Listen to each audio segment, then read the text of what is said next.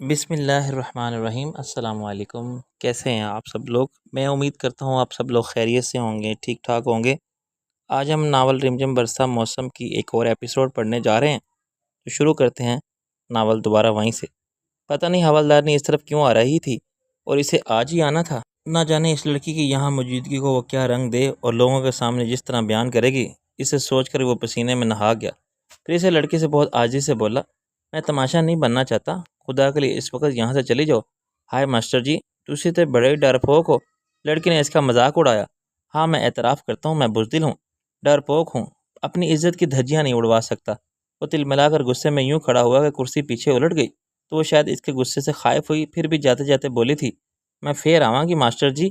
Naan sense, اس نے دانت پیستے پھر حوالدارنی کو قریب آتے دیکھ کر پلٹ کر پیر سے کرسی سیدھی کرنے لگا۔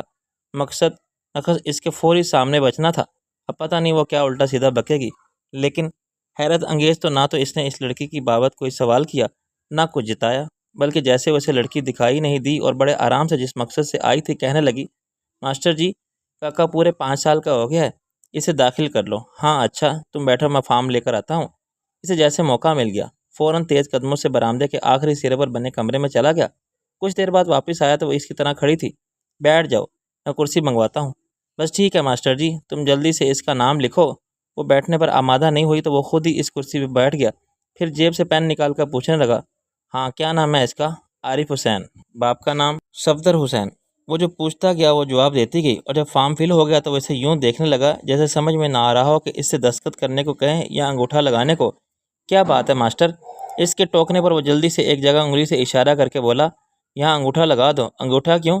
میں دستخط کر سکتی ہوں، اس نے کہا، اور بڑے آرام سے اس کے ہاتھ سے پین لے کر دستخط کرنے لگی اور اس کے گھٹنے پر رکھے فارم پر جھک گئی۔ بس ایک پل لگا تھا کہ اسے دستخط کرنے میں اسے ایک پل بھی اس پر قیامت بیت گئی تھی۔ بس یا اور کچھ؟ وہ سیدھی کھڑی ہو کر پوچھ رہی تھی، اور وہ حواسوں میں ہوتا تو جواب دیتا، وہ تو گم سا ہو گیا تھا۔ ابھی بٹھا دوں گا کاکا، یہاں کل سے لائے گا۔ وہ غالباً عجلت میں تھی، جب ہی اس کے جواب کا انتظار کیا نہ اس خاموشی کو محسوس کی، ابھی بھی خود ہی کہنے لگی، کل سے لے آؤں گی کتابوں کے ساتھ، اور ہاں یہ داخلے کے پیسے لے لو، اس کے بعد تو کوئی پیسہ نہیں لوگے نا؟ اس نے ذرا نفی سے سر ہلایا۔ وہ تو مطمئن سی ہو کر جانے لگی، لیکن پھر جانے کا خیال آیا کہ رک کر پوچھنے لگی، وہ دوسرا ماسٹر کہاں ہے؟ وہ چھٹی پر گیا ہوا ہے، آ جائے گا 2-4 دن میں۔ وہ بتا کر چور سا بن گیا، کیونکہ ادھر اس نے یوں بھویں اچکائی تھی جیسے کہہ رہی ہو، جب ہی تمہیں موقع مل گیا لا حول ولا۔ اس کے جانے کے بعد وہ کتنی دیر تک جھنجھلاتا رہا، کبھی اس لڑکی پر جو زبردستی گلے پڑ رہی تھی، اور کبھی اس پر جو کچھ دیر کو حواس چھین گئی تھی۔ مجھے کیا ضرورت ہے کسی سے ڈرنے کی؟ میں خود اس کو بلانے نہیں گیا تھا، یہ اسکول ہے، یہاں کوئی بھی آ سکتا ہے۔ بچوں کی مائیں بہنیں، جیسے ابھی حوالدارنی آئی تھی، وہ کسی متوقع صورتحال کو سوچ کر خود کو بہلاتا رہا تھا۔ پھر چھٹی ہونے پر گھر جاتے ہوئے اس نے قصداً حوالدارنی کے کھیت کا راستہ اختیار کیا۔ مقصد اسے جتانا تھا کہ اس نے کوئی ایسا کام نہیں کیا تھا جسے وہ منہ چھپاتا پھرے۔ پیپل کی چھاؤں تلے کاکا سو رہا تھا اور حوالدارنی پتہ نہیں کہاں تھی۔ اس کی تلاش میں سارے کھیت میں نظر دوڑاتا آگے آیا، اسے نہر کے قریب کھدائی کرتی نظر آئی۔ یہاں کیا کر رہی ہو؟ اس نے قریب جا کر پوچھا۔ جو وہ پہلے جھنجھلاتی ہوئی تھی تڑک کر بولی، نظر نہیں آ رہا؟ کھدائی کر رہی ہوں۔ ہاں مگر کیوں؟ میرا مطلب ہے یہاں کیوں کھدائی کر رہی ہو؟ پانی کے لیے۔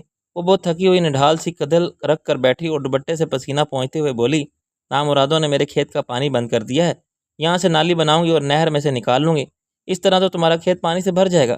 اس نے فوراً اسے ہونے والے نقصان سے آگاہ کیا۔ کیوں بھر جائے گا؟ جتنے پانی کی ضرورت ہوگی بھر لوں گی، پھر نالی بند کر دوں گی۔ وہ بڑے آرام سے کہہ کر پھر کھڑی ہو گئی اور کدال اٹھا کر کھدائی کرنے لگی، اور کچھ دیر تک اسے دیکھتا رہا۔ بظاہر اس کے ہاتھ کتنے نرم تھے، لیکن جب زمین پر کدال مارتی تو ان کی سختی اور طاقت کا اندازہ ہوتا۔ اس کا دل چاہا کہ اس کی مدد کرے، لیکن فوراً ہی ہمدردی جتانے کا نتیجہ یاد آنے پر اس نے خود کو روک لیا اور قدرے توقف سے پوچھنے لگا، کس نے بند کیا ہے تمہارے کھیت کا پانی؟ ارے میں اکیلی عورت ہوں نا، اسی لیے لوگ کسی نہ کسی بہانے مجھے پریشان کرتے رہتے ہیں۔ کبھی پانی بند، جب بیج بوتی ہوں تو لڑکوں کو بھیج کر میرے کھیت میں دوڑا دیتے ہیں، اور جب سبزیاں اگتی ہیں تو اپنے جانوروں کو کھلا چھوڑ دیتے ہیں۔ وہ اپنے کام میں مصروف رہ کر بول رہی تھی، اسی لیے تو سارا دن نگرانی کرتی ہوں اور اپنے کھیت کی، پھر بھی روز لڑکے بہت کچھ لے جاتے ہیں۔ جس دن کوئی میرے ہاتھ لگ گیا نا تو دیکھنا کیا حشر کروں گی۔ تم شکایت کیوں نہیں کرتی؟ میرا مطلب ہے یہاں کے کونسلر سے۔ ارے وہی گالی دے کر تو یہ سب کرواتا ہے، ورنہ کسی کی مجال ہے؟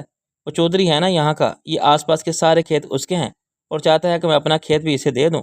آیا تھا میرے پاس خریدنے، میں نے منع کر دیا، بس تب سے مجھے پریشان کر رہا ہے، اور سمجھتا ہے اس طرح پریشان ہو کر میں اپنا کھیت بیچنے پر تیار ہو جاؤں گی۔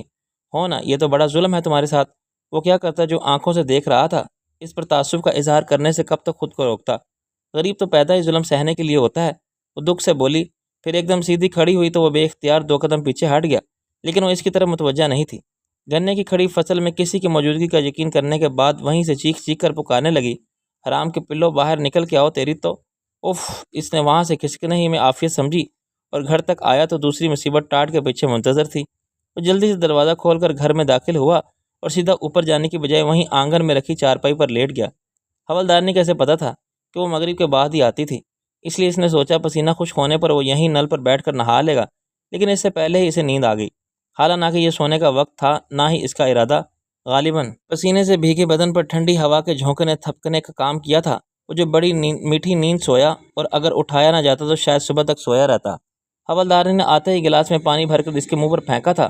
وہ ہڑبڑا کر اٹھ بیٹھا اور خشمگی نظروں سے اسے دیکھا تو وہ دونوں پہلوں پر ہاتھ رکھ کر بولی، کیوں رے، یہ تیرے ابے کا گھر ہے کیا؟ ذرا سا بات کر لیتی ہوں تجھ سے کہ تو شٹ اپ۔ وہ زور سے چیخ پڑا، کیونکہ ذہن ابھی پوری طرح بیدار نہیں ہوا تھا، اس لیے صورتحال سمجھنے سے قاصر تھا۔ کیا کہا؟ حوالدارنی کا انداز دوسرے پل جھپٹنے والا تھا اور سر جھٹک کر چارپائی کی دوسری طرف اترا گیا اور کاکے کو مخاطب کر کے بولا، کاکے میں تیری ماں کے منہ نہیں لگنا چاہتا۔ اس کے ساتھ ہی تیزی سے سیڑھیاں پھلانگ گیا۔ پیچھے سے وہ اسے سنانے کو بہت اونچا بول رہی تھی، تیری ہمت ہے میرے منہ لگنے کی، تیرے جیسے تو وغیرہ وغیرہ۔ اس نے منہ ہاتھ دھو کر کپڑے بدلے، پھر کھانا کھانے کے گھر سے باہر نکل آیا۔ اس وقت تک حوالدارنی کی بک بک بند نہیں ہوئی تھی اور یقیناً آس پڑوس والے سن رہے تھے، جب ہی آ کر اس سے ہمدردی جتانے لگے۔ ماسٹر جی، یہ عورت کسی نو نہیں بخشتی، نہ تواڈے نال کی شکایت ہوگی اینوں، بس عادت سے مجبور ہے۔ وہ اس کے بارے میں بات نہیں کرنا چاہتا تھا، اس لیے مختصراً جواب دے کر کھانا کھانے میں لگ گیا۔ اس کے بعد یونس کا پتہ کرنے اس کے چاچا کی طرف نکل گیا تو پھر بہت دیر تک ان کے پاس ہی بیٹھا رہا۔ ادھر ادھر کی باتوں میں اس کا دھیان بٹ گیا تھا، اور جب اسے یقین ہوگا کہ وہ سو چکی ہوگی تب اس نے گھر کی راہ لی۔ موسم بدلنے سے اب وہ سناٹا نہیں رہا تھا، وہ کہ گلیاں ابھی بھی سنسان تھیں، لیکن گھروں میں سے آوازیں آ رہی تھیں۔ وہ اپنے دروازے میں داخل ہوا تو آگے حوالدارنی کاکے کے ساتھ آنگن میں اسی چارپائی پر بیٹھی تھی۔ ماسٹر جی آگے، کاکے نے اسے دیکھتے جیسے اپنی ماں کو اطلاع دی تو وہ فوراً اس کی طرف متوجہ ہو کر بولی، ادھر آنا ماسٹر جی۔ وہ ناچار قریب آیا تو وہ ایک قاعدہ اس کی طرف بڑھاتے ہوئے بولی، یہ کاکے کا قاعدہ دیکھو ٹھیک ہے؟ اس نے قاعدے پر نظر ڈالتے ہوئے کی آواز نکالی اور فوراً آگے بڑھ گیا۔ تم تو ناراض ہو گئے ہو ماسٹر جی، کیا کروں میں، اچھا بولوں گی تب تو اور بڑی بنوں گی نا، بری بنوں گی نا۔ وہ جانے کیا کہہ رہی تھی، وہ انسنی کرتا اوپر آ گیا۔ بے وقت سویا تھا اس لیے اب نیند کا دو پتہ نہیں تھا۔ کچھ دیر کسی کتاب کا مطالعہ کرتا رہا، پھر اماں کو خط لکھنے بیٹھ گیا۔ پچھلے خط میں اماں نے اس کی بہن رحیلہ کے لیے آنے والے کسی رشتے کا ذکر کرنے کے ساتھ اس کی رائے پوچھی تھی، اور وہ اس کا جواب لکھ رہا تھا کہ وہ اپنا پورا اطمینان کرنے کے بعد ہی حامی بھرے۔ اس کے بعد وہ رحیلہ کے خط میں اپنے یہاں کے حالات لکھ رہا تھا کہ خاموشی میں کسی چیز کے گرنے یا ٹکرانے کی آواز نے اسے چونکا دیا۔ وہ قلم رکھ کر ادھر ادھر دیکھ کر جاننے کی کوشش کرنے لگا، یہ آواز کیسی تھی اور کس طرف سے آئی تھی؟ تبھی دوبارہ ٹھک کی آواز پر وہ اچھل پڑا۔ اس کی بند کھڑکی پر پتھر مارا گیا تھا، اور مارنے والے بلکہ والی کا خیال آتے اس کی پیشانی پر شکنیں پڑ گئیں۔ اس کے ساتھ ہی اس نے اٹھ کر لائٹ آف کر دی کہ وہ مایوس ہو کر اپنی اس حرکت سے باز آ جائے گی، لیکن ادھر لائٹ آف کرنے کا اور ہی مطلب لیا گیا۔ تھوڑے تھوڑے وقفے سے پتھر آنے لگے۔ کتنی دیر تک وہ دم سادہ پڑے رہا، پھر حوالدارنی کا خیال آیا کہ کہیں اسے خبر نہ ہو جائے۔ تب اٹھ کر اس نے کھڑکی کھول دی اور تاروں کی روشنی میں دیکھا وہ لڑکی اشارے سے بلا رہی تھی۔ ٹھیک تو بکتی ہے حوالدارنی انہیں کہ خود کو سنبھالا نہیں جاتا ان سے۔ وہ سلگ کر سوچتا کہیں، اور تکیہ اٹھا کر کمرے سے نکل آیا۔ اس کی بلا سے وہ ساری رات کھڑکی کھڑی رہے۔ اس کی جگہ اگر کوئی منچلا ہوتا تو وہ اسی سنہری موقع کو ہاتھ سے نہ جانے دیتا، اور وہ بھی ایسا کوئی کھردرا جذبات سے عادی نوجوان تو نہیں تھا۔ اس کے سینے میں بھی دل تھا، اور دل میں امنگیں بھی، لیکن امنگوں کی رسوائی اسے کسی طور پر گوارا نہیں تھی۔ وہ عزت کرنا اور کروانا جانتا تھا، اور یہ بھی جانتا تھا کہ ان ساری برائیوں کا سبب ناخواندی ہے۔ اس سامنے والی لڑکی اگر کچھ پڑھی لکھی ہوتی تو کم از کم اپنے ماں باپ کی عزت کا ضرور خیال کرتی۔ صبح جب وہ اسکول جانے کے لیے نکلنے لگا تو وہ کاکا اپنا بستہ لے کر اس کے پاس چلا آیا۔ ماسٹر جی، میں بھی تمہارے ساتھ جاؤں گا۔ اس نے بے دھیانی میں کاکے کے سر پر ہاتھ رکھ دیا، لیکن پھر فوراً برآمدے میں کھڑی اس کی ماں کو دیکھنے لگا تو اپنے مخصوص اکھڑ لہجے میں بولی، لے جاؤ، تمہارے سر پر چڑھ کو تو نہیں جائے گا، اپنے پیروں سے چلے گا۔ اس سے بمشکل خود کو کچھ جتانے سے باز رکھا اور کاکے کا ہاتھ پکڑ کر باہر نکل گیا۔ پھر 2 روز بعد یونس آ گیا تو اس نے سکھ کا سانس لیا، کیونکہ ایک تو اس کو اکیلے پڑھانے میں مشکل ہو رہی تھی، دوسرے سامنے وہ لڑکی جس کا نام شاداں تھا روز چلی آتی تھی، جانے کہ اس مٹی کی بنی تھی کہ اس کے غصہ کرنے اور ڈانٹنے کا بھی اس پر کچھ اثر نہیں ہوا تھا۔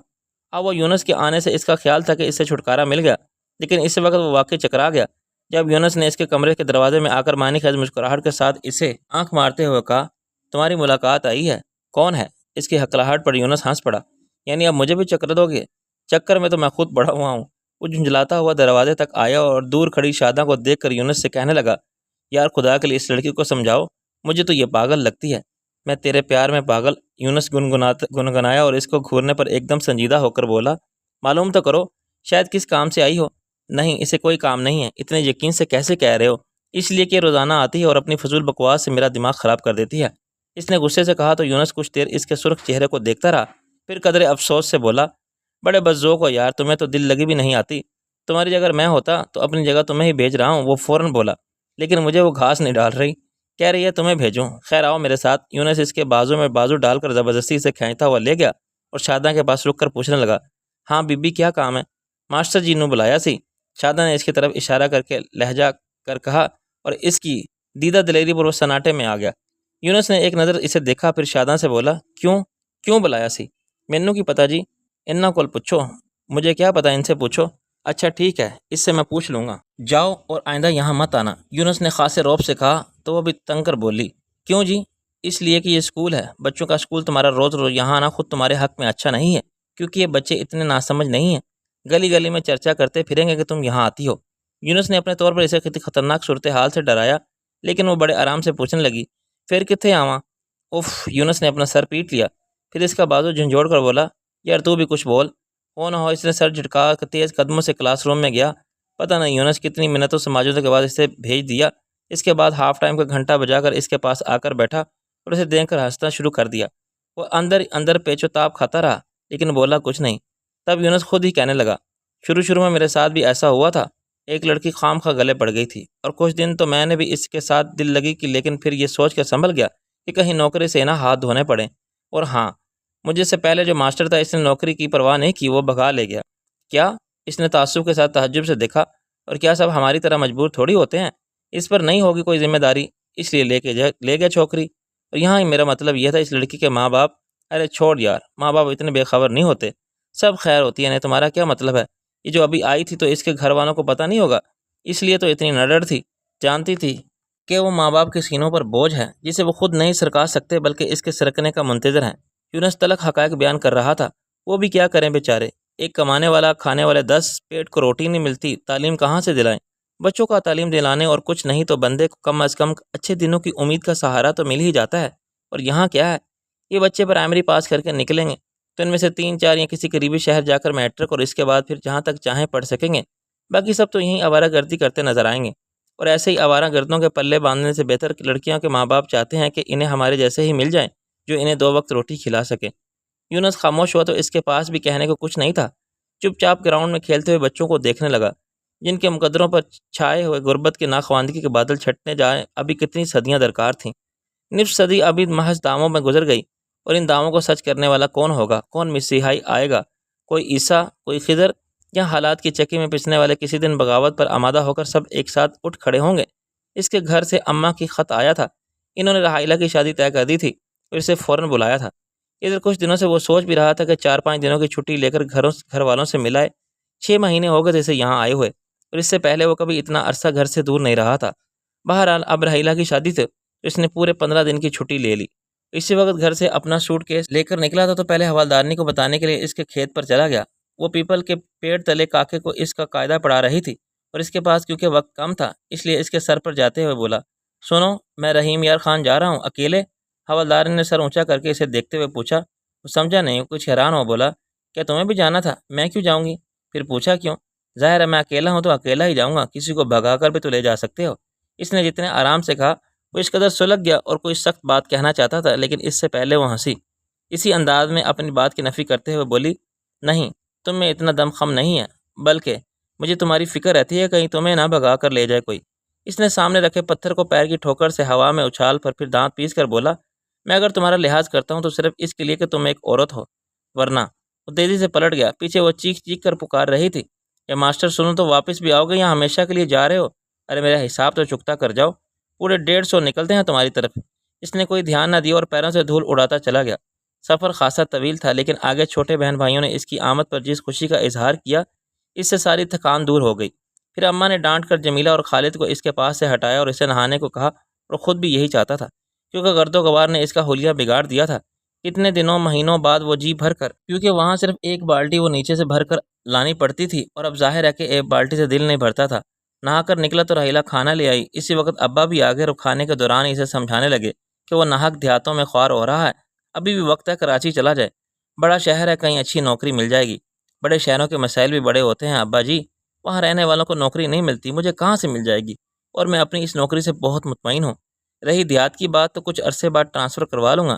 اس نے کہا تو ابا ناگواری سے بولے، رہو گے ماسٹر ہی؟ آپ تو یوں کہہ رہے ہیں جیسے میں کوئی برا کام کر رہا ہوں۔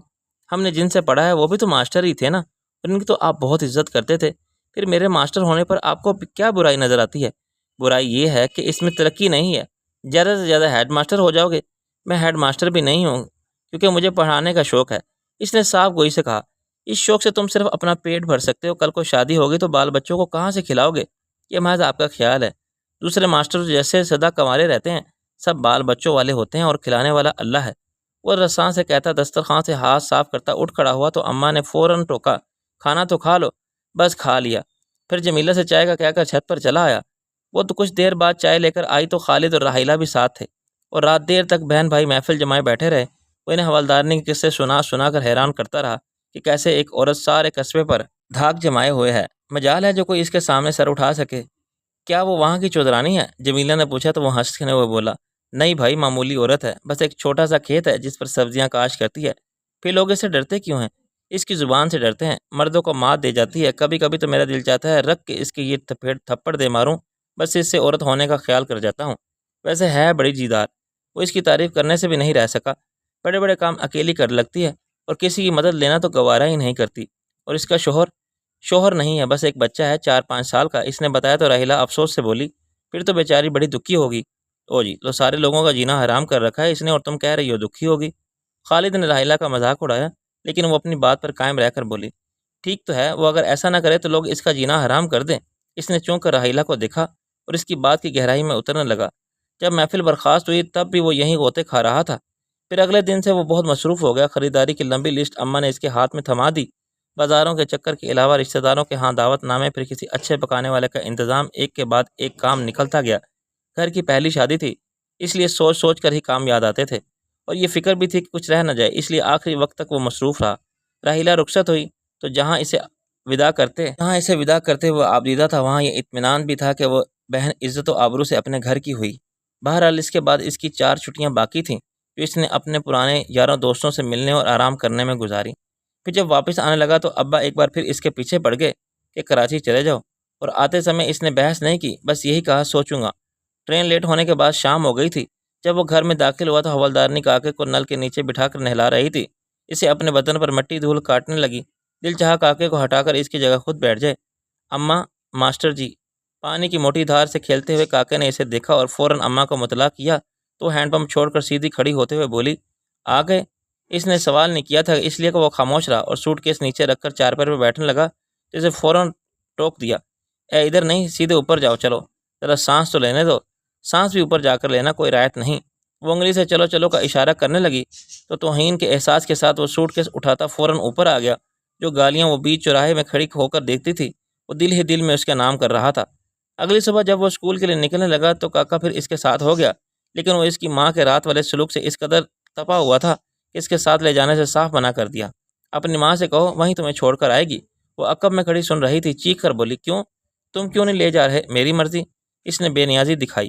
اوہو، بڑے مرضی والے آگے، چلو اٹھاؤ اپنا سامان اور نکلو یہاں سے، میرا کمرہ خالی کرو اسی وقت۔ کیا مطلب ہے تمہارا؟ وہ بکھلا گیا، لیکن پھر فوراً سنبھل کر کہنے لگا، ہاں ہاں کر دوں گا خالی، مجھے بھی کوئی شوق نہیں ہے یہاں رہنے کا، کیا مہینہ ختم ہونے تک میں اپنا دوسرا انتظام کر لوں گا۔ مہینہ ختم ہونے میں بہت دن ہے اور مجھے ابھی کمرہ چاہیے، ابھی اس وقت میں سامان لے کر کہاں جاؤں گا؟ مجھے کیا پتا۔ اب اس کے بے نیازی دکھانے پر وہ بری طرح تلملا گیا اور سمجھ بھی گیا کہ صرف کاکے کو ساتھ لے جانے کی وجہ سے وہ ایسا کر رہی تھی۔ جب ہی وہ بہت ضبط کرتا ہوا کاکے کا ہاتھ تھام کر بولا، چل کاکے، جب تک تم یہاں ہو کہ تمہارا ساتھ آئے گا نہ سنا ماسٹر۔ پیچھے سے وہ حکم صادر کر رہی تھی۔ وہ دانت پیس کر رہ گیا اور سارا دن وقفے سے یونس سے کہتا رہا کہ اسے کوئی اور ٹھکانہ بتائے۔ یہ آتے ہی تمہارا حوالدارنی سے پھڈا ہو گیا یا تمہارے گھر والوں نے تمہیں ایک عورت کے ہاں رہنے سے منع کیا ہے؟ یونس نے بالآخر پوچھ ہی لیا۔ یار عجیب عورت ہے، حکم یوں چلاتی ہے جیسے میں اس کا زر خرید ہوں، اور میں نے اب تک بہت برداشت کر لیا، اس سے زیادہ نہیں کر سکتا۔ وہ واقعی عاجز نظر آ رہا تھا۔ اچھا دیکھو، میں کوشش کروں گا۔ یونس نے حامی بھری تو وہ مزید منت سے بولا، بول نہیں جانا یار، اپنے چچا سے کہو، وہ تو یہیں رہنے والے ہیں، تمہیں سب پتہ ہوگا۔ ہاں فکر نہیں کرو، ان سے بھی کہوں گا اگر انہیں کہیں انتظام نہیں ہوا تو یہاں اسکول میں چلے آؤ، اتنے سارے کمرے ہیں، کسی ایک میں ٹھکانہ کر لو۔ یہاں آتے ہوئے میں نے بھی یہی سوچا تھا کہ لیکن یہاں پانی تو ہے نہیں اور نہ باتھ روم۔ اس نے اصل مسئلے کی طرف نشاندہی کی، پھر خود ہی کہنے لگا، دیکھو نا میں اپنی مدد آپ کے تحت یہاں ایک باتھ روم بنا لوں، کوئی ایسا مشکل کام تو نہیں ہے، بچے بھی ساتھ مل جائیں گے، اور پانی کے لیے پوری نہر بہہ رہی ہے۔ وہ یوں خوش ہو رہا تھا جیسے اس کا مسئلہ حل ہو گیا۔ پھر اسی وقت اس نے اپنے لیے ایک کمرہ منتخب کر کے اسے کھول دیا اور اگلے دن دوسرا کام شروع کرنے کا سوچ کر مطمئن ہو گیا، بس یہ مہینہ ختم ہوتے ہی یہاں آ جاؤں گا۔ ابھی کیوں نہیں؟ یونس نے پوچھا تو مسکرا کر بولا، تھوڑا بدلہ تو لے لوں حوالدارنی سے، اب تک تو یوں خاموش تھا کہ رہنے کا کوئی اور ٹھکانہ نہیں تھا، اور اب وہ کچھ بولے گی تو ایسی تیسی کر کے نکل آؤں گا۔ ایسا غضب مت کرنا یار، وہ یہاں تک پہنچ جائے گی، پہنچ جائے۔ اب جیسے اسے کوئی پرواہ نہیں تھی، اور یونس نے قدرے تعجب سے کندھے اچکائے تھے۔ پھر اگلے 2 دن میں اس نے لڑکوں کے ساتھ مل کر باتھ روم تیار کر لیا، تو خوش ہونے کے ساتھ اسے افسوس اس بات کا تھا کہ یہ کام پہلے کیوں نہ کر لیا، خام خواہ ایک عورت کی اچھی بری سنتا رہا۔ اسے وہ رات یاد آئی جب سخت سردی میں وہ سڑکوں پر ٹھٹھرتا پھر رہا تھا، اور اس کے بعد اس سے اسی گھر میں جانا پڑا تھا۔ پھر جب اپنے لیے دوسرا گھر تلاش کر رہا تھا تو اس نے کیسی دھمکی دی تھی، کر دیکھو اپنی مرضی، میں دیکھتی ہوں کون تمہیں رکھتا ہے، حشر و خراب کر دوں گی اس کا اور ساتھ میں تمہارا بھی۔ وہ اس دھمکی سے مرعوب نہ ہوتے ہوئے بھی مرعوب ہو گیا تھا، کیونکہ جانتا تھا کہ وہ کیسی عورت ہے۔ اس لیے یہ سوچ کر اس نے اپنی کوششیں ترک کر دی تھیں کہ جانے وہ دوسرے لوگوں کا کیا حشر کرے، اپنی فکر نہیں تھی اسے۔ اس کی کون سی یہاں ماں بہنیں بیٹھی تھیں جنہیں وہ بے چراہے میں رسوا کرتی، دوسرے لوگ اس سے ڈر تو تھے، اس کے سامنے خاموش رہتے تھے۔ ہو نہ ہو اس نے سر جھٹک کر سامنے دیکھا تو ایک آدمی اپنی طرف آتا نظر آیا، سفید کلف زدہ شلوار سوٹ اور سر پر بڑا سا پگڑ۔ وہ اس علاقے کا چودھری سمجھ کر سیدھا کھڑا ہو گیا۔ السلام علیکم، اس نے قریب آ کے خاصے اجڑ لہجے میں سلام کیا۔ وعلیکم السلام، وہ سوالیہ نظروں سے دیکھنے لگا۔ اور جی ماسٹر جی کہاں ہیں؟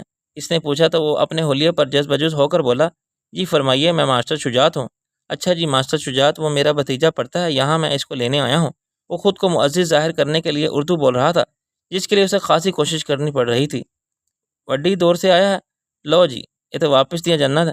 جی کیا نام ہے آپ کے بھتیجے کا؟ عارف حسین ولد صفدر حسین۔ کون سی جماعت میں پڑھتا ہے؟ اسے نام سنا ہوا ضرور لگا، لیکن فوراً یاد نہیں آیا۔ جی کلاس پوچھی تو وہ قدرے بکھلا کر بولا، وہ جی وہ چھوٹا سا کاکا ہے، پہلی جماعت میں ہے کہ دوسری میں؟ میں سمجھا آپ کاکے کو پوچھ رہے ہو، وہ حوالدارنی کا بیٹا۔ اس کاکے کا نام یاد آ گیا، ہاں جی ہاں وہی کاکا، میں اس کو لینے آیا ہوں، اس کا چاچا ہوں نا میں۔ خوشی ہوئی آپ سے مل کر، آئیے تشریف رکھیے۔ اس نے رسمی جملہ بول کر اخلاقی تقاضا نبھایا۔ بڑی مہربانی جی، کبھی فرصت سے آیا تو بیٹھوں گا آپ کے پاس، ابھی تو جلدی ہی میں ہوں، دور ہی جانا ہے میں نے، تھوڑا سا وقت ہے بھتیجے کے ساتھ گزار لوں۔ بھائی تو اللہ کو پیارا ہو گیا، اس کی ایک نشانی ہے، بس اس کو بلا دو۔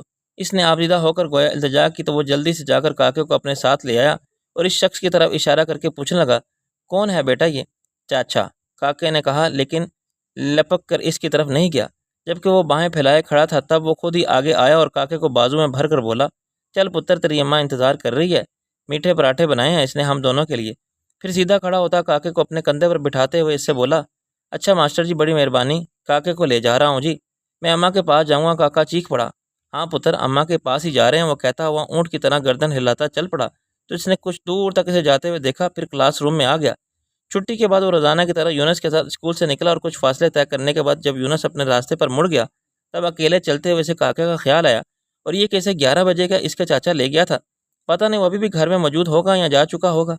وہ یہی سوچتا ہوا آ رہا تھا کہ پیپل کے تنے سے حوالدارنی کو ٹیک لگائے بیٹھے دیکھ کر وہ اس کے عقب میں رک گیا اور اس کی گنگناہٹ سننے لگا۔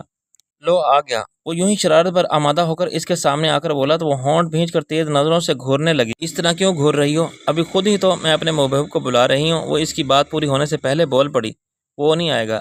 اس نے اس خیال سے کہا کہ وہ فوراً پوچھے گی کیوں، تب وہ اس کا مذاق اڑا کر کہے گا تمہاری حرکتوں کی وجہ سے، لیکن اس کے برعکس وہ ازردگی میں گھر کر بولی، میں جانتی ہوں۔ اچھا، وہ خجالت مٹانے کو ذرا سا ہنسا، پھر فوراً بات بدلنے ہوئے بولا، سنا ہے تم نے مہمانوں کی خاطر مدارت میں میٹھے پراٹھوں سے کی ہے؟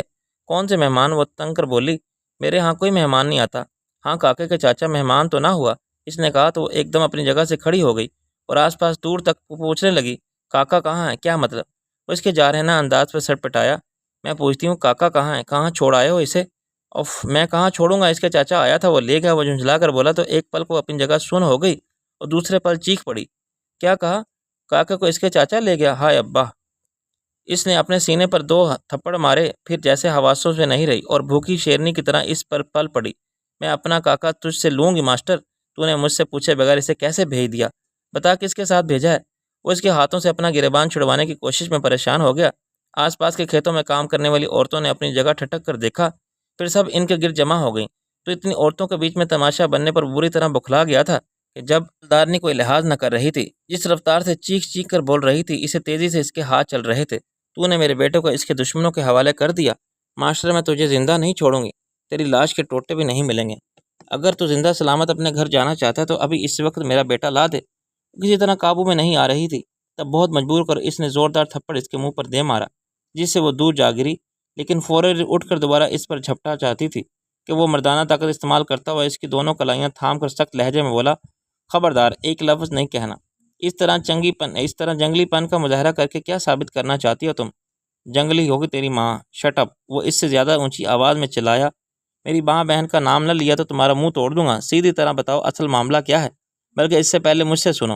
وہ یوں اس کی کلائیاں تھامے ہوئے نیچے گھٹنے ٹیک کر بیٹھا اور کھینچ کر اس سے بھی بٹھایا، پھر پہلے ایک طرف میں کھڑی عورتوں کو جانے کا اشارہ کیا، اس کے بعد اس سے کہنے لگا، دن میں 11 بجے کے قریب ایک شخص میرے پاس آیا تھا اور خود کو کاکے کا چاچا بتا کر کہا کہ وہ کاکے کو اپنے ساتھ لے جانا چاہتا ہے۔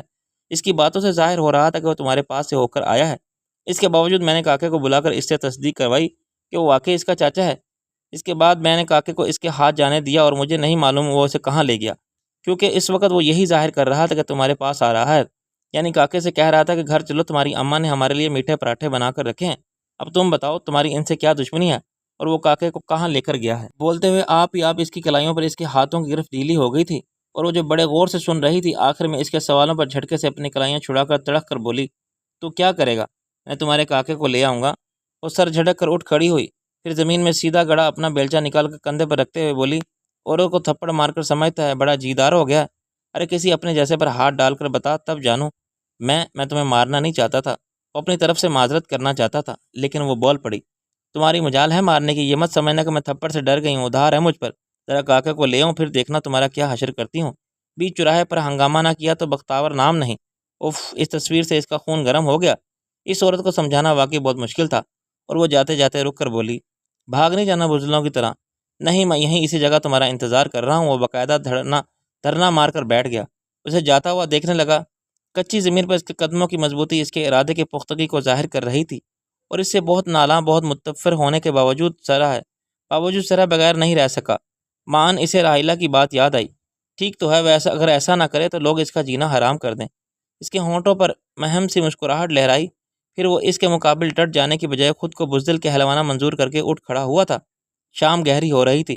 جب وہ رات کا کھانا کھانے کے لیے تندور پر آیا تو اسے دیکھتے ہی وہاں موجود لوگوں بلبلی سی مچ گئی، یوں جیسے شدت سے اس کے منتظر ہوں۔ اس نے محسوس تو کیا لیکن سمجھ نہیں پایا، اور معمول کی طرح سب کو سلام کرتا ہوا بیٹھ گیا۔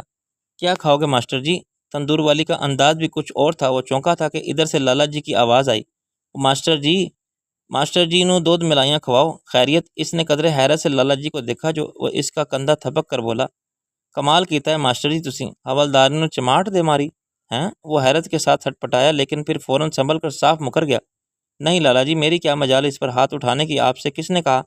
او مزارے دی عورت، لالا جی نے اس کی کہا تھا کہ وہ بول پڑا، نہیں، میرا حوالدارنی سے جھگڑا ضرور ہوا تھا، لیکن ایسی کوئی بات نہیں ہوئی، اور وہ جھگڑا بھی نہیں تھا، بس وہ اپنی عادت کے مطابق بک بک کر رہی تھی۔ اچھا، سب ایک دوسرے کو یوں دیکھنے لگے جیسے اس نے سخت مایوسی ہوئی۔ وہ جلدی کھانا کھا کر وہاں سے اٹھ گیا۔ اسے کچھ پتہ نہیں تھا کہ حوالدارنی کاکے کو لینے کہاں گئی ہے اور اس کی واپسی کب ہوگی۔ پھر وہ اس کے انتظار میں جاگ رہا تھا کہ غلطی اس کی نہیں تھی، کیونکہ حوالدارنی نے کبھی اشارتاً کبھی نہیں بتایا تھا کہ اس کی کسی کے ساتھ دشمنی ہے۔ اگر بچے کے معاملے میں اسے خبردار کر دیتی تو وہ کاکے کو ہرگز نہ جانے دیتا، اور اب اس کی طرف سے فکر تشویش فطری تھی۔ دھیرے رات بیت رہی تھی اور وہ اس کے آنگن میں ٹہل رہا تھا۔ اسی حساب سے ذہن سوچوں کی اماج کا بنا ہوا تھا۔ پتہ نہیں وہ کہاں رولتی پھر رہی ہوگی، اسے بچہ ملا یا نہیں، مجھے اس کے ساتھ جانا چاہیے تھا۔ عورت کسی کا کیا بگاڑ سکتی ہے؟ ماں پیٹھ پر پتھر لگنے سے اس کی سوچیں منجمد ہو گئیں۔ دھیرے اٹھتے قدم بھی رک گئے تو اس کی چھٹی حس بیدار ہو گئی۔ سمجھ گیا کہ یہ حرکت شاداں کی ہی ہو سکتی ہے۔ اتنی رات کو جانے اس نے کہاں سے دیکھ لیا تھا؟ کم از کم اپنے دروازے میں کھڑی ہو کر تو وہ اسے نہیں دیکھ سکتی تھی، کیونکہ صحن کی چار دیواری خود اس کے قد سے بہت اونچی تھی۔ بہرحال وہ پلٹ کر دیکھنا نہیں چاہتا تھا، لیکن دوسرے پتھر نے مجبور کر دیا۔ ستاروں کی مدر روشنی میں وہ اپنی چھت دیر کھڑی نظر آئی، اور اس کے متوجہ ہوتے ہی اشارے سے اس کے جاگنے اور ٹہلنے کا سبب پوچھنے لگی۔ جواباً اس نے کوئی اشارہ نہیں کیا، بس ہونٹ جیپے اسے دیکھتا رہا، اور اس کا دوسرا اشارہ تھا، ساتھ ہلکی سی آواز بھی تھی، وہ پریشان ہو گیا اور فوراً اپنے دروازے کی طرف دیکھا کہ آیا اندر سے بند ہے کہ نہیں۔ حوالدارنی کا دروازہ کھلا تھا۔ اس نے بھاگ کر بند کیا، پھر اس کی طرف دیکھے بغیر اوپر آ کر لیٹ گیا۔ کچھ دیر تک وقفے سے اس کی چھت پر چھوٹے چھوٹے پتھر گرتے رہے۔ پھر شاید وہ مایوس ہو گئی اور یہ سلسلہ بند ہونے کے بعد ہی اس کی سوچیں وہیں سے شروع ہو گئی تھیں جنہوں نے اسے پوری رات نہیں سونے دیا۔ صبح کے قریب کہیں جا کر اس کی آنکھ لگی اور شاید وہ بہت دیر تک سوتا، لیکن سورج کی پہلی کرن نے اسے اٹھا دیا۔ دوبارہ سونے کی غرض سے وہ کمرے میں آیا تھا کہ اچانک حوالدارنی کے خیال سے اس کی نیند اچٹ ہو گئی۔ شاید وہ آ گئی ہو۔ وہ تکیہ پھینک کر نیچے بھاگا، لیکن دروازہ رات خود اس نے اپنے ہاتھوں سے بند کیا تھا۔ وہ آئی تو دستک دیتی۔ وہ ایسی بے خبری کی نیند بھی نہیں سویا تھا۔ اس کا ذہن پھر اسی کو سوچنے لگا اور وہیں نل پر منہ ہاتھ دھو کر وہ باہر نکل آیا۔ چائے کی شدید خواہش کے باوجود وہ کہیں نہیں رکا کہ ابھی بھی لوگ اسے معنی خیز انداز میں سلام کر رہے تھے اور وہ سر جھکائے سب کے سلام کا جواب دیتا آبادی سے دور نکل گیا۔ عجیب سی بے کلی تھی۔ خود اس کی سمجھ میں نہیں آ رہا تھا کہ وہ اتنا پریشان کیوں ہے۔ ایسی ہی پریشانی کے عالم میں مختلف راستوں سے گزرتا ہوا اسکول پہنچ گیا۔ بچے آنا شروع ہو گئے تھے۔ وہ برآمدے میں کرسی رکھ کر بیٹھا اور ایک بڑے بچے کو بلا کر اسے چائے اور ساتھ میں پاپے لانے کو بھیج دیا۔ جس وقت یونس آیا وہ چائے میں پاپے ڈبو کر کھا رہا تھا، جس پر وہ حیرت سے چلایا، ارے سارے گاؤں میں تمہارا چرچا ہو رہا ہے اور تم یہاں بیٹھے پاپے کھا رہے ہو، کیا مطلب؟ وہ سمجھ کر انجان بنا، لوگ تمہاری بہادری پر خوش ہو رہے ہیں، سنا ہے تم نے حوالدارنی کو۔ نہیں یونس، وہ فوراً بول پڑا، پتہ نہیں لوگوں میں کس نے یہ بات مشہور کر دی ہے، اس میں کوئی صداقت نہیں ہے، البتہ وہ ضرور مجھ پر چیخی چلائی تھی اور گریبان بھی پھاڑ ڈالا تھا۔ کیوں یونس تعجب ہوا، بس غلطی میری ہی تھی، میں نے اس کی اجازت کے بغیر کاکے کو اس کے چاچے کے ساتھ بھیج دیا۔ اس پر وہ ناراض ہوئی۔ اس نے سارا الزام اپنے سر لے لیا، پھر خالی کیب کی طرف ایک طرف رکھتا ہوا بظاہر سرسری انداز میں پوچھنے لگا، تم بتا سکتے ہو کاکے کو اس کا چاچا کہاں لے گیا ہوگا؟ میرا مطلب ہے اس کے چاچے کا گھر کہاں ہے؟ نہیں یار مجھے نہیں معلوم۔ یونس نے اس کے انداز میں جواب دے کر گھڑی دیکھی اور ایک بچے کو گھنٹہ بجانے کا اشارہ کیا تو وہ بھی اٹھ کھڑا ہوا۔ پھر بڑی مشکل سے وہ اس کی طرف سے دھیان ہٹا کر بچوں کو پڑھا پایا تھا اور اس کے لیے اسے بہت کوشش کرنی پڑی تھی۔ پھر بھی جہاں ذرا سی فراغت ملتی تو اس کا ذہن بھٹک جاتا، پتہ نہیں کاکا ملا یا نہیں۔ چھٹی کے بعد جب وہ گھر کی طرف آ رہا تھا تب بھی یہی سوچ رہا تھا کہ راستے میں حوالدارنی کا کھیت آیا تو اس نے دیکھا کہ وہ دو لڑکے بڑی بے دردی سے اس کے کھیت کی کچی سبزیاں نوچ رہے تھے، جس کا مطلب تھا وہ ابھی تک نہیں لوٹی، ورنہ اس کی موجودگی میں کوئی اتنی جرت نہیں کر سکتا تھا۔ اور اس نے اونچی آواز میں سب لڑکوں کو للکارا تو وہ بھاگ کھڑی ہوئے اور اس خیال سے کہیں کہ وہ پھر نہ آ جائے، وہ وہیں پیپل کے چھاؤں تلے بیٹھ گیا۔ زیادہ دیر نہیں ہوئی تھی کہ ایک لڑکا بھاگتا ہوا اس کے پاس آیا اور پھلی سانسوں کے درمیان بتانے لگا، ماسٹر جی تھوڑا سامان حوالدارنی باہر سٹ رہی ہے، آپ کا سامان حوالدارنی باہر پھینک رہی ہے۔ اس نے پوری بات بھی نہیں سنی اور اٹھ کر چل پڑا۔ گھر کے سامنے تماشا دیکھنے والے موجود تھے، وہ ان کے درمیان سے جگہ بتاتا آگے آیا تو حوالدارنی چھت پر کھڑی اس کی ایک ایک چیزیں وہیں سے نیچے کچی سڑک پر پھینک رہی تھی اور اپنی بے عزتی کے خیال سے وہ کچھ کہہ بھی نہیں سکا کہ کیا کم بے عزتی ہو رہی ہے۔ آس پاس کے گھروں سے عورتیں سر نکال دیکھ رہی تھیں اور اسے اس کے اطراف جھمگھٹا لگا ہوا تھا۔ وہ بہت خاموشی سے نیچے بیٹھا اور سوٹ کیس کھول کر ادھر ادھر سے چیزیں اٹھا کر اس میں ڈالنے لگا۔ کبھی تیری شکل نظر نہیں آنی چاہیے ماسٹر مجھے، اور سن لو تم لوگ، کسی نے اسے اپنے گھر میں جگہ دی تو مجھ سے برا کوئی نہیں ہوگا۔ آخر میں چیخ کر اسے اور پھر سب کو مخاطب کر کے بولی تو سر اونچا کر کے اسے دیکھنے لگا۔ پتہ نہیں غصے سے یہاں سامان پھینکنے کی مشقت سے اس کا چہرہ سرخ ہو رہا تھا۔ اس کا دل چاہا ایک ہی جسم میں اوپر جا کر تھپڑوں سے اس کا منہ مزید لال کر دے۔ بڑی مشکل سے خود پر ضبط کرتا وہ سر جھٹک کر کھڑا ہوا اور سامان اٹھا کر چل پڑا۔ یہ بھی اچھا ہوا کہ وہ اسکول میں اپنی رہائش کا انتظام کر چکا تھا، ورنہ اس وقت سیدھا اسٹیشن جانا پڑتا، جو اس کے لیے اور بے عزتی کی بات ہوتی۔ کیا الو کا پٹھا ہوں جو میں اس عورت کے لیے پریشان رہا؟ رات میں وہ اپنے آپ جھنجھلا رہا تھا، چھوڑوں گا نہیں میں اس بے عزتی کا وہ بدلہ لوں گا کہ یاد کرے گی، سمجھتی کہ ہے اپنے آپ کو۔ اگلے روز اسکول میں کتنے لوگ اسے ہمدردی جتانے آئے تھے اور وہ تلملا گیا، سارا وقت اس سے انتقام کے طریقوں پر غور کرتا رہا۔ چھٹی کے بعد یونس نے بہت کہا کہ وہ اس کے ساتھ چلے، لیکن اس نے منع کر دیا اور اس کے جانے کو کافی دیر بعد کھانا کھانے کے لیے نکلا تو قصداً حوالدارنی کے کھیت کا راستہ اختیار کیا۔ مقصد اس پر جتانا تھا کہ دیکھ لو میں یہیں موجود ہوں۔